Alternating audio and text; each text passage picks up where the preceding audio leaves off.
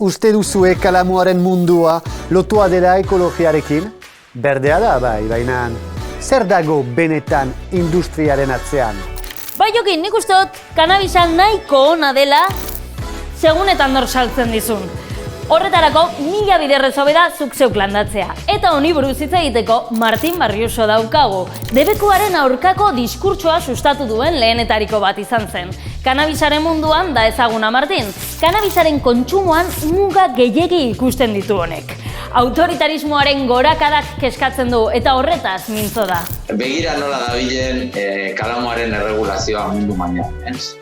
Duela urte batzuk ezinezkoa zen orain ikusten ari dana imaginatzea, ez? Herrialde askotan jada, erosi aldozu, konsumitu aldozu, baina leku gehienetan aldaketa hori oso kapitalista izaten ari da, komertziala, ez?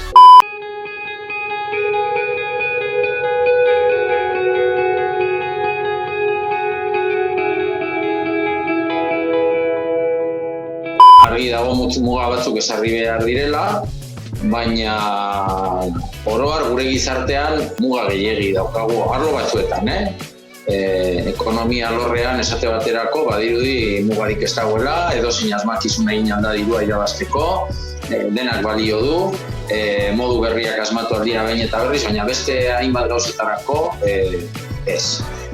Ea izearekin kea datorren, esan didate egoaldetik datorrela. Bai Jokin, eta kontu zibili zaitez nerekin. Badakizulako goizeak kalte eragiten digula burutik gaizki hauden hori, ezta? Gurekin Jon Garmendia euskal poeta zutabegilea daukagu. Twitterren txurikia ez izenez da ezaguna. Musika talde askorentzat idatzi ditu letrak, Esne Beltza, Ez dakit, Lau itzal, Sen, 100 abestiren hitzen jabe da. Eta gaur egun Gara egunkariko kolaborazio eta iritzi zutabeak egiten ditu. Kauela putaiak ez nun soz ba? Hemen ari itzane. Aize joa gauetela, ilargiaren argi, eko gudariak gaude seinaleari adi. Autoritarismoaren kontraburu belarri,